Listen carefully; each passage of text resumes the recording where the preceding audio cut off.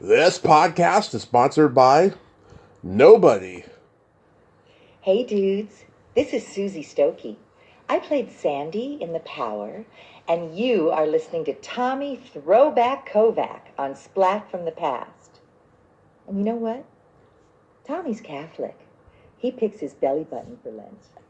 Hey dudes, welcome to Splat from the Past, the only 80s themed horror and sci-fi show where things can get totally radical. Now today I will be welcoming Ellen Orchid.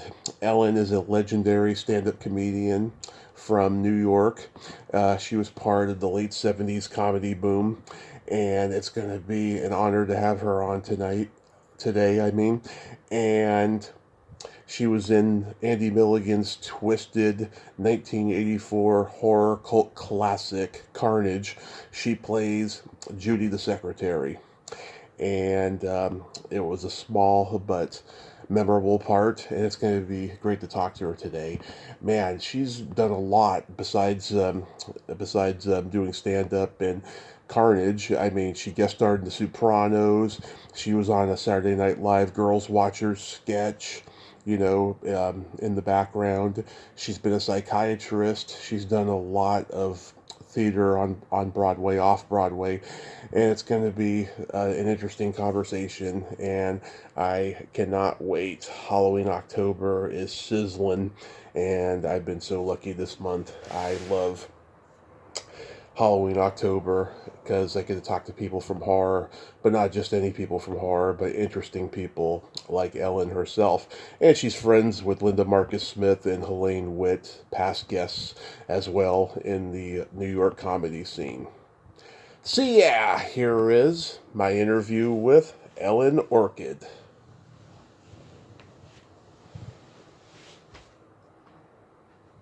Hey Ellen, welcome to the show. How are you today? Good, excellent. How are you? I am fantastic. This is such a great honor. Thank you so much for taking the time today. Oh, it's my pleasure, Tom. Thank you. Absolutely. So, going back in time, I heard you say when you were on Linda's show a few years ago that you came from funny parents. Were you a funny kid? I think so, yeah. I love comedy. I was always cracking jokes. I was heavily influenced by Soupy Sales. Do you remember Soupy Sales? Yes, the pie guy. Yeah, the pie guy, and watching the Ed Sullivan show with my parents. Sunday night at 8 was just huge influence. And Mad Magazine also. I used to devour it and collect it and, read and reread Spy versus Spy and all the various parodies. I just love that stuff so much. Yeah. They're very funny, too. Yeah, so that was pretty much your influence as far as comedy goes in the early years. Yeah, Stiller and Mira, Alan King, Cody Field, Oh. Rivers, of course, Robert Klein, a very young Jay Leno. Yeah. Jackie Vernon, all those people. Yeah, Jay Leno influenced a lot of comics from your generation. Oh, yeah. London Lee. Do you remember London Lee? London Lee, that one sounds familiar. Yeah. I met him years later. So, my parents used to say funny things that I didn't always understand. Oh yes, I was experiencing that myself as a kid, and then years later, you come to learn to understand what they were saying. Yes. So you were originally on the trajectory of medicine? Yes. Yeah. I loved science in high school, and I did the science fairs, and I went to medical school, and then I did a residency in psychiatry. So I completed it, and I practiced for many years, and I'm very close to retirement at this point with, just a few folks that I see by telehealth. Yeah. Did you have doctors in the family? Not in my immediate family, but my ex-husband's grandfather was a doctor. Oh, okay. Who would help people on the Lower East Side, and didn't charge anything. He would go to the tenements and help deliver babies and things like that. Did you become disillusioned for a while, and that's why you wanted to try stand-up? No, I started doing stand-up while I was still in medical school, like 1980, as a way of, medical school is it's a grind, and if you show up and do the work and memorize, and you'll get through it. But I was looking for something that was fun and more uplifting, and I saw an ad on the back of the Village Voice. The old Village Voice used to have ads on the back, and I found a class in stand-up with a lady named Lisa Carnell who taught in Midtown. So I started taking her class while I was still in medical school, and I thought, oh yeah, this is fun. I love this stuff. And we wrote some jokes. My first joke was I talked about taking gross anatomy. We could take the first year of medical school. We dissect dead bodies. Yeah. Not a funny topic, but I said we named our cadaver Ernest so we could tell our parents we were working in dead earnest. Yeah. That's a good. I like that. Where did you get up for the first time? There used to be a club called Good Times. Yeah. Which is on 3rd Avenue and like 31st, something like that, I think. Mm-hmm. And they were right on the corner and had a big glass window, so you'd be on stage and you see people passing by, looking back at you. And I just remember my heart pounding and being terrified. But you'd see the same people week after week, and you'd make friends, and it became a social life as well as a practice session. And then I started hanging out at the Improv on West 44th Street, the old improvisation. Mm-hmm. And I met Joy Behar, Joe Cantone, Carol Liefert, Carol Siskind. Yep, I know them all. Yeah. Yeah, did you know Gilbert Gottfried? I knew who he was. I didn't really know him. Big, huge fan. Huge. Yeah. So he really gets those belly laughs. Yeah. Yeah. Crazy. Always loved him. I can't believe he's gone. I know. What a shame. Richard Belzer. Yeah. Him and Gilbert used to do a ventriloquist act called Dickie and Stinky. Dennis Wolfberg. Right, absolutely. Yeah. I remember him. I used to hang out at Katz on First Avenue, and I think it was E76. The venue is still there now. It's a bar. Mm-hmm. But yeah, I remember Dennis Wolfberg and the comic strip. He was always at the comic strip. Ray Romano. Lois Bromfield. Lois Bromfield. Yes. Love her. I love her. Fred Stoller. Yes, hilarious. Yeah. John DeBellis. Yep. Yeah. Fred Stoller was always killed me with that. I remember his joke. Remember, Fred Stoller had a joke that I loved. His mother said something like, "Go to college, and then you can say you're a college graduate." And the punchline was something like, "Well, I could say it anyway." Yeah. For someone who was going hard on the academics, I thought that was a scream. I remember him saying once he got thrown out of a Hollywood restaurant for saying, "Hey, failed actor." Oh no! Yeah. Who did that? Fred Stoller. He said that once. Oh my God, that's too funny. Do you remember Dan Vitale? Yeah. Oh, I loved him. Yeah. I loved him. He was so good, so sarcastic, so hilarious. Yeah. Remember Dom Irera? I love Dom. I've actually interviewed his ex-wife, Lisa Mendy. No kidding. He's in L.A., right? He's in L.A., yeah. Yeah. Did you play at Catch a Rising Star a lot? To be honest, I did not. I was more of a fan than being on stage. I hung out there a lot. Those were my very, very early days. I met Robin Williams there. Oh, nice. He came in and I said, "I'm a psychiatrist who does stand-up." And right away he started riffing and improvising. He said, my mother, my penis, my mother, my penis, my mother, my penis. Oh my God. Did you ever see Pat Benatar perform there? I saw it around. I don't think I saw her performing on stage, but I saw her around. Yeah. Because she pretty much got her start in rock and roll, performing between comedians there. You know, Belzer took credit for discovering her until the day he died. Yes, Jerry Seinfeld was there a lot. Of course, Mark Schiff. And his wife, who passed, but I'm trying to remember her name. She was so funny. Oh, she was a comedian? Yes. Okay.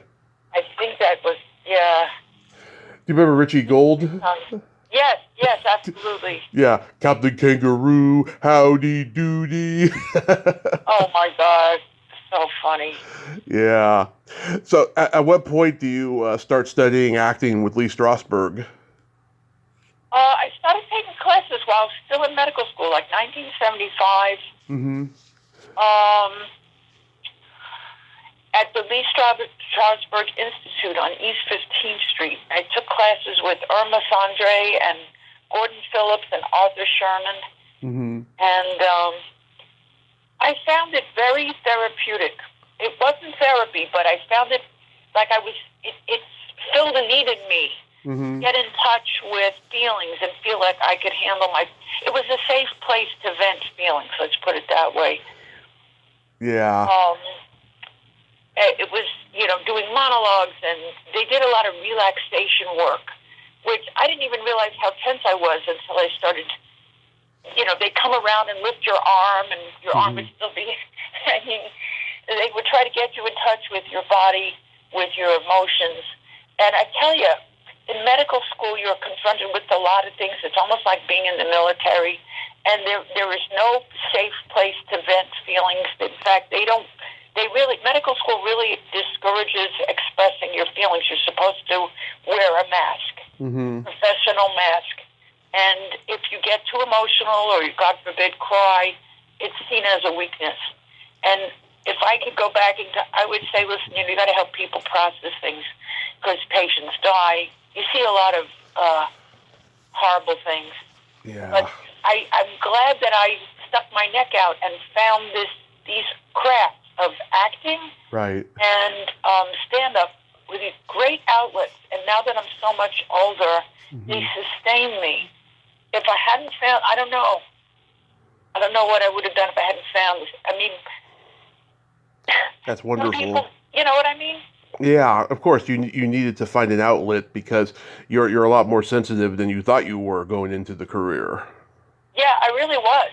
I remember once when I was in medical school, a patient of mine that I was fond of died. I came in one day and the bed was empty, and they said, "Oh, she passed," and nobody had the band. Everybody was in the same boat of having to move forward and do the work, and nobody held your hand or comforted you. There was no sugar coating or a hand.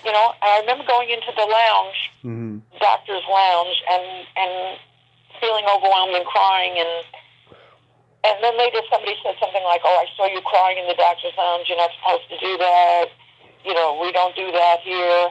And I just took it because I didn't have the words, and you weren't going to argue with people that it's like what's apprenticeship or a trade.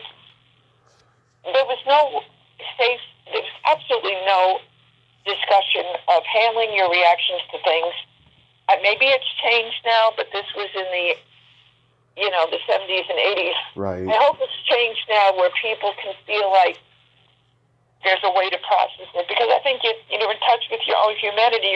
It makes you a better doctor, a better person, but they don't do that there. Yeah. Very much. You do that elsewhere. You keep a stiff upper lip, and anything like that you process on your own time. Yeah.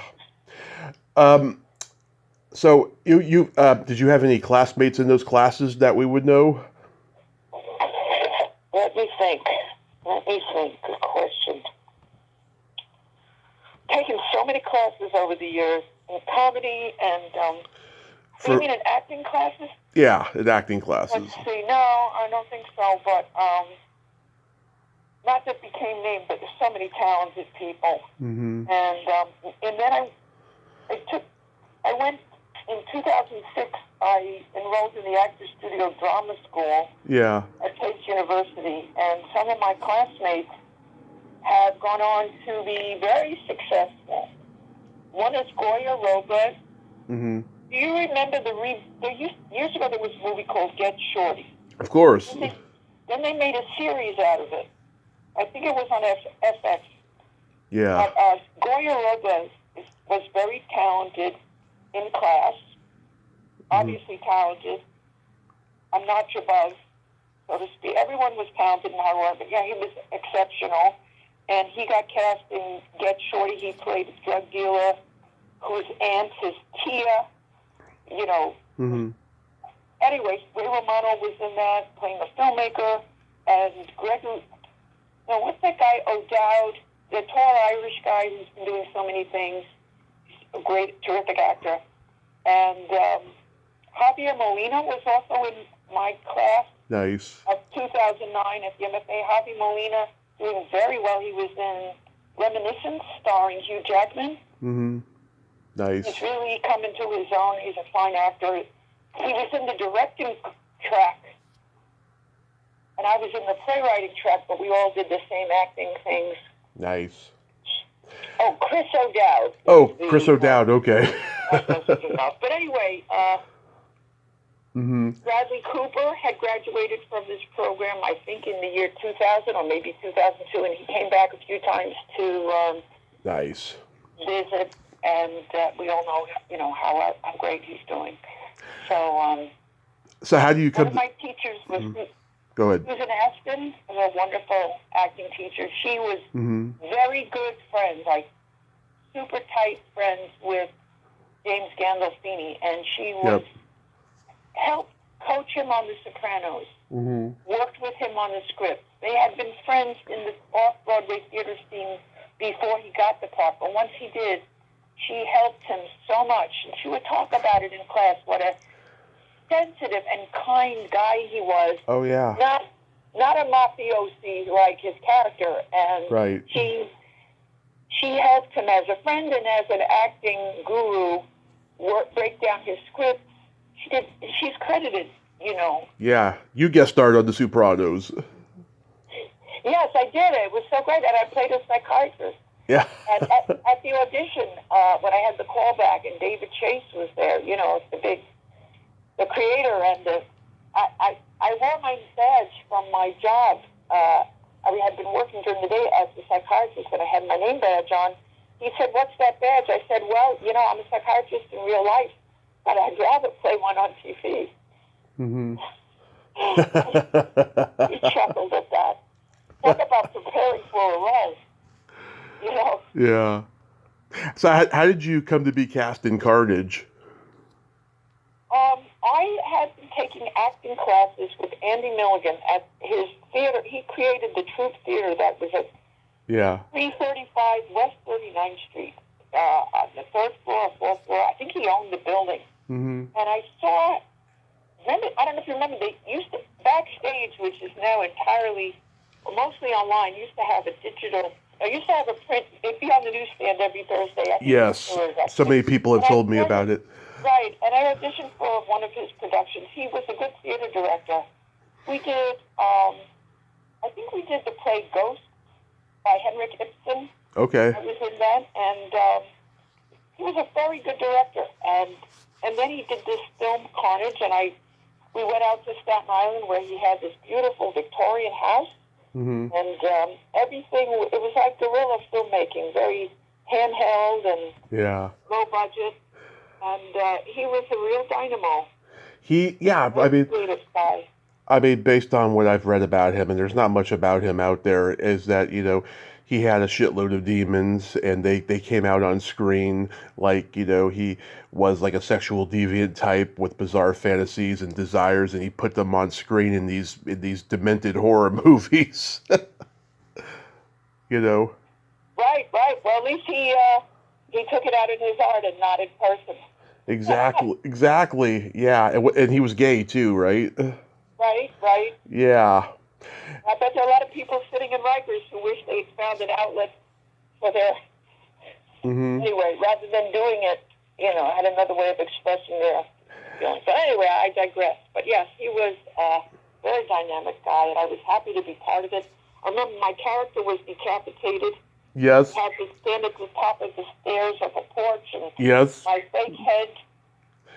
Yeah, it was a mannequin's head. It was such a quick and super cheap effect that looks so bad when I watch it now.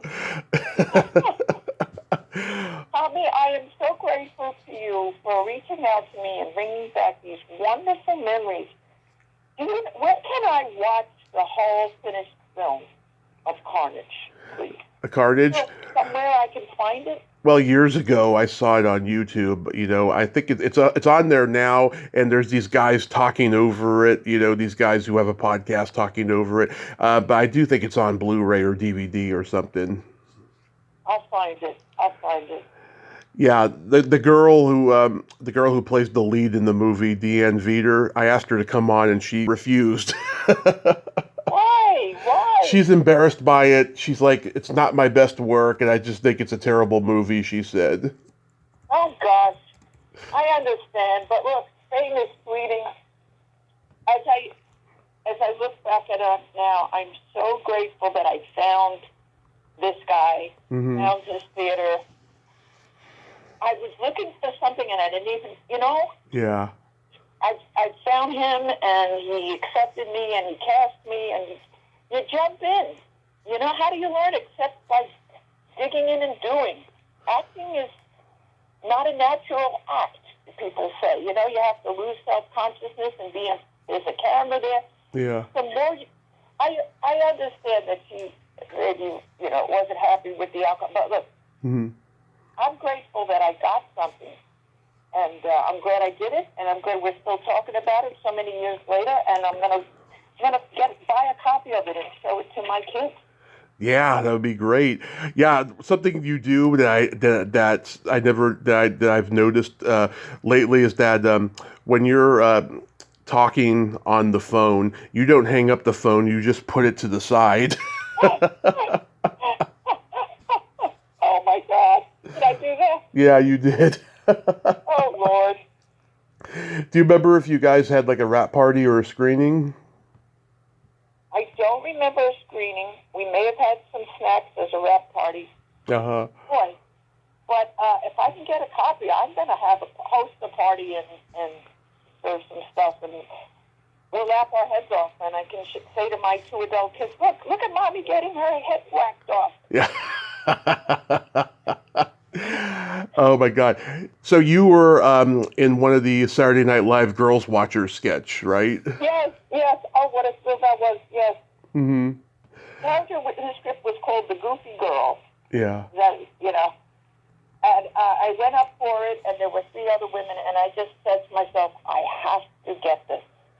I have to. And it was such a thrill being at 30 Rock and reading the script and then getting chosen and being there on the set. Tom Hanks was the host. Yep. It was the season premiere of 1989, so it was a Saturday in October. It's October now, and he was the host, and the skit was him and John Lovitz. The sketch is available on YouTube. They did like 3 or 4 of them, yeah. Yes, they did, that's right. They played 2 so-called losers, going back to their high school reunion, trying to pick up the ladies. And there are all these beautiful model types, and then I'm the character type, so to speak. And I come in on Kevin Nealon's arm. Yeah. And then Tom and John Lovitz says, hey, Kevin, where'd you get the girl? And Kevin says something like, and I pretend not to be listening. I look off the other way, and he says, well, she's emotionally unstable and not the clean one. And Tom Hanks goes, does she have a sister? Yeah. Yeah, I remember that sketch. Did you ever audition for Lauren to be a cast member? No, I would have. I wish. Wouldn't that be something? Yeah. Oh my God, that's amazing. You've done a lot of theater. You've done shows like Gypsy, Anything Goes. A funny thing happened on the way to the Forum. Any like highlights that stand out that you're proud of? I've done a lot of things. More recently, Mm-hmm. I did a musical, an original musical called Fire Island, the musical. And it was done at a theater on Theater Row in Times Square on West 42nd Street. Mm-hmm. And it was a really good new musical with beautiful music and lyrics. The music was composed by a Grammy winner. Mm-hmm. I believe his name is Emilio Soto, S-O-T-O. Okay. And I'm blocking on the lyricist, but this is the song that, I played Mitzi. It takes place on Fire Island, and it celebrates gay weddings. Mm-hmm. Gay weddings. Anyway, that was a great experience. I was also in Tony and Tina's wedding years ago, in Yeah. the Village. And let's see, what else have I done? There's a theater in Brooklyn called the Gallery Players, which started as a community theater and has blossomed into a very highly respected equity showcase. It's gotten, the quality of people that they get and the work that they do is very top drawer. Right. As good as anything you would see off Broadway, even some things on Broadway. And I did a show there last January for their new play festival. I played Fran Lebowitz, Nice. who's that wit, she's Yeah. so funny. And I studied her mannerisms, and I got a wig that looks just like her, and I practiced smoking because she punctuates everything with a cigarette. Did she come to see No. it? She didn't come. We invited her, I believe, but Uh-huh. it was very funny. It's a great experience. Oh yeah, I used to see her on Letterman a lot back in the day. She's very funny. Yeah, she's so great. Do you have any upcoming shows? Let's see. I wrote a play. Mm-hmm. It was published. It's called Adjustment. And we had the great actress Topher Feldshuh. Oh yeah. She was recently on Broadway with Leah Michelle. Mm-hmm. Funny girl. Talk about a Freudian slip. That's funny. Fanny girl. Yeah. Funny girl. She plays Fanny Bryce's mom. Anyway, Topher Feldshuh is a Broadway legend. Oh yeah. 6 Tony nominations. He played Golda Meir in a one-woman show that ran for 2 years. Anyway, she did a reading. She liked the play. She did a reading of my play. She did a reading of my play at the Dramatist Guild. We went back and did more work on the play, and now it's published. And we're trying to get a production of it. I'm looking for producers. So that's one thing I'm working on.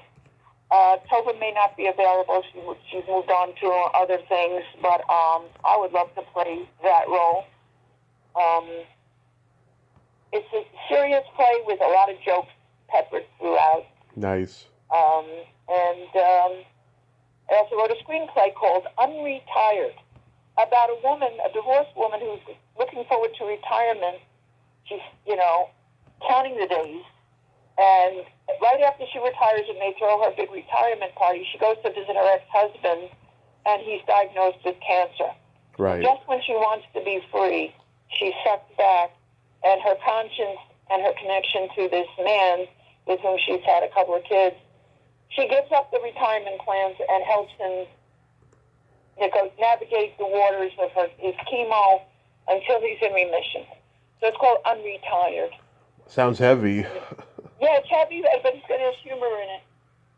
Based on a real thing, my ex is in remission now, but unfortunately he did have a bout with something called multiple myeloma, which is bone marrow cancer. Mm-hmm. And we caught it just in time and found just the right doctor who knew what he was doing, so we're very lucky. He's in remission now, thank God. Oh, that is wonderful. That is wonderful. Yeah. So real quick, we got to play my secret silly game. This is a series of silly slumber party questions. It's no win or lose. It's just pure fun. And how the game works, Ellen, is I ask you the question, you answer it, and then you ask me that exact same question, and I answer it. And feel free to comment on the answers, because they might be funny. That's wonderful. I'm ready. Ellen, are you ticklish? Very. Are you? Yes. If you tickle me without warning, though, I might hit you in the groin. Oh my God. Oh my God. Yeah, yeah. Is your belly button an innie or an outie? It is an innie. Nice. I use it for storage.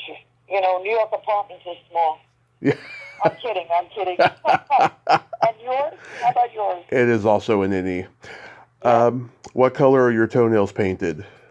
Pink. Nice. Pink. And yours? Ha, ha, ha. 4 are orange and 1 is black for Halloween. That's delicious. I love it. Yes. What would you say is your best personality trait? I don't think I have one. No, no, I can find the funny in the darkest of times. Yeah, me too. Thank God, right? That's Yeah. good. I have empathy and I have no filter, so that's my best personality trait. Oh, I love the no filter. I love it. Yes. If you could have anything named after you, what would it be? Statue of Liberty? Nice. Nice. How about you? A vibrator. Oh my God, that could be arranged. Oh yeah, someone told me that I could have my name engraved on a vibrator. Look, I'm not seeing anyone. I'll put yours on mine. How about that? Okay. Call it the Tommy Chatsy. You got it. And then my favorite question, is there a stinky smell that just makes you gag? Rotten eggs. Rotten eggs. Oh, those are the worst. Oh God. And you? Either farts or feet. Oh my goodness. Right. Feet can be really powerfully bad. Yes, of course. It's historic. I was curious, what's your favorite joke of all time? My favorite I have 2 favorite jokes of all time. Okay. This one is, what's the difference between a mailbox and an elephant's backside? What? I'm not giving you any letters to mail. I love that. And the other one, guy goes to a monastery where he takes a vow of silence.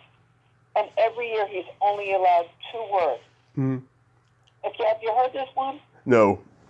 Okay, so at the anniversary of the first year, he's allowed 2 words. So he goes up to his boss, and his boss says, okay, what are your 2 words? And he says, bad food. The next year passes in silence, total silence. Then the second anniversary comes up, he goes up to his boss, goes, what are your 2 words? He goes, too cold. That's great. Another long, tedious year passes in silence, and he goes, on the 3rd anniversary, he goes up to his boss, he goes, what are your 2 words? And he goes, hard mattress. The boss leans back and says, you know, ever since you've been here, all you do is bitch, bitch, bitch. All right. I don't know why I just think that's a scream. Maybe, it's like the tension between having to hold back and like. Mine is how do you make your wife scream twice? I give up. First you fuck her in the ass and then you wipe your dick on the curtain.